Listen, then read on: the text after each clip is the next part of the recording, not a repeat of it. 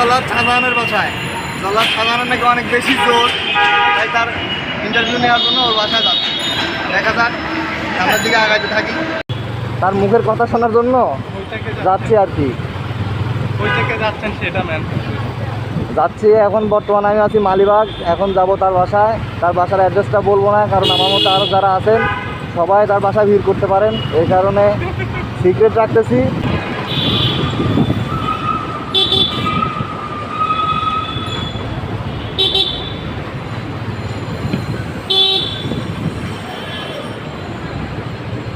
ডান দিয়ে গুলিস্তান যাবো আগে না?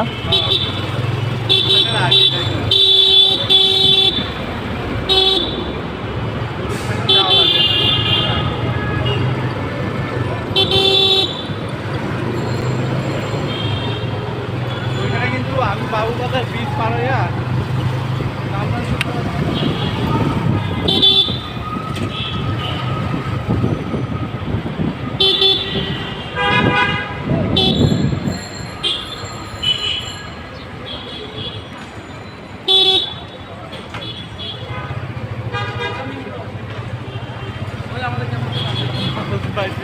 না করতে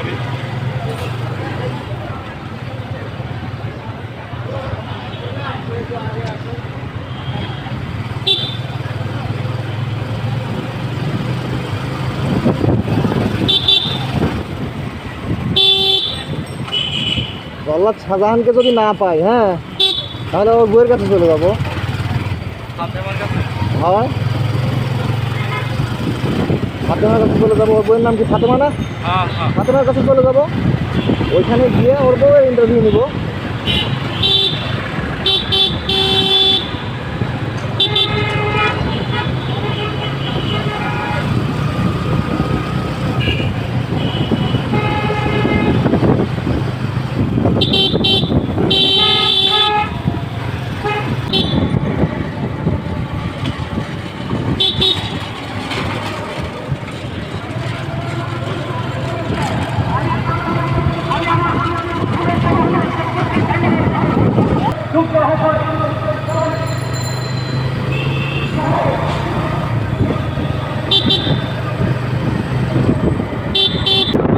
ডাইরেক্ট কইবেন কি জান আরো জান।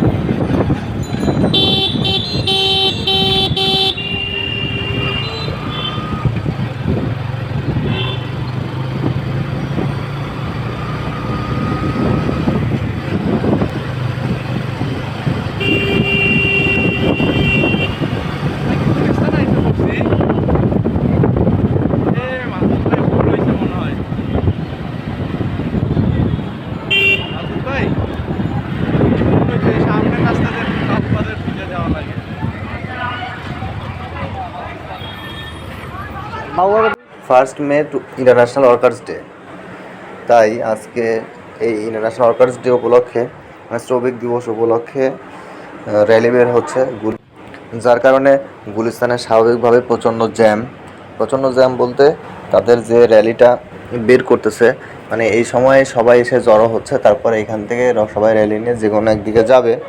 সিগন্যালে দীর্ঘক্ষণ দাঁড়িয়ে থাকতে থাকতে বিরক্ত হয়ে অবশেষে যখন একটু জায়গা পেলাম, সুন্দরভাবে ইউটার্ন নিয়ে মৎস্য ভবনের সামনে দিয়ে, অর্থাৎ বাবুবাজার যাওয়ার যে রোডটা, মানে সরাসরি গুলিস্তান যেটা দিয়ে যায়, সেখান দিয়ে গিয়ে গুলিস্তান পার হয়ে ডান পাশ দিয়ে আমরা বাবুবাজার ব্রিজে ডাইরেক্ট চলে আসছি। এখানে এসে ভিডিওটা অন করলাম, কারণ ওইখানে দাঁড়ানো জায়গা পাচ্ছিলাম না। টুকিটাকি ছোটো ছোটো গাড়ি মাঝে মাঝে চলাচল করছিল, আর ওইখানে ভিডিও করার মতো কিছু নাই, যার কারণে ওইখানে আর ভিডিও করলাম না। বাবুবাজার ব্রিজে সরাসরি চলে আসছি। আপনারা দেখতে পাচ্ছেন এটা বাবুবাজার ব্রিজ পার হয়েই এরপরেই কেরানীগঞ্জ, তারপরেই আমরা আমাদের কাঙ্ক্ষিত স্থানে চলে যাব, এবং আমাদের কাঙ্ক্ষিত ব্যক্তিকে যদি পেয়ে যাই তাহলে তো খুবই ভালোই হলো।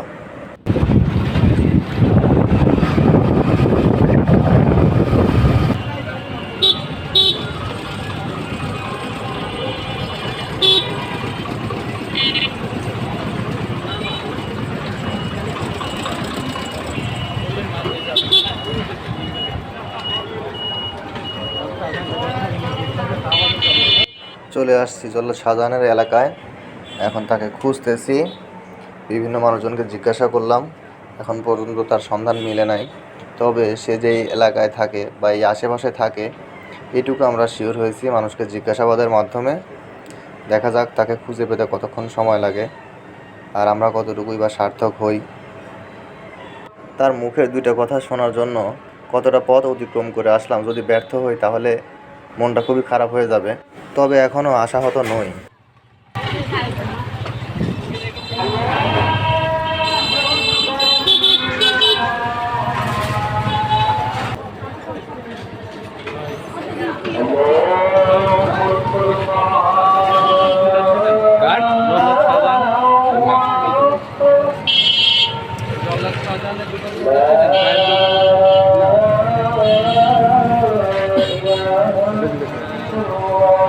ভাই জল্লাদ শাহজাহানের দোকান চিনেন?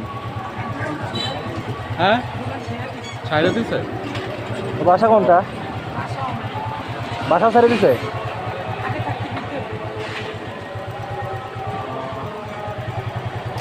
এখন আমাদের জিজ্ঞাসাবাদের কাজ চলছেই। তবে যেহেতু এই এরিয়াতেই তার বাসা বা দুজনের কাছ থেকে অলরেডি আমরা শুনলাম যে সে নাকি বাসা ছেড়ে দিছে, তারপরেও চেষ্টা চালিয়ে যাই।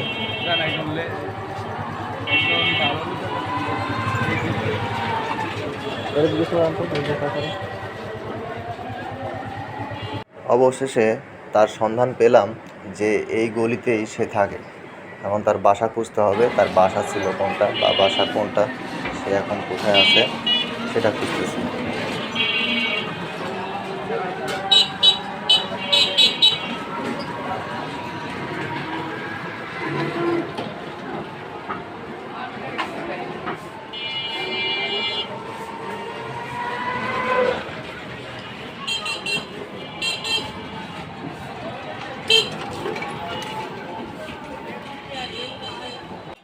আমাদের ইনভেস্টিগেশন এখনও চলমান, এখনও চলছে ইনভেস্টিগেশন তাকে খোঁজার।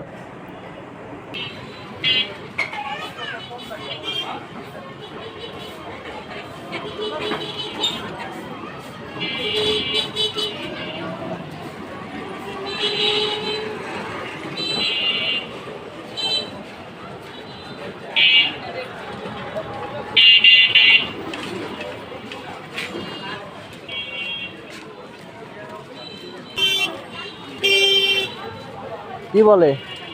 বলতেছে যে সামনে বাসায় থাকতো কিন্তু এখান থেকে চলে গেছে। এখন কোথায় গেছে বলতে পারে কিছু?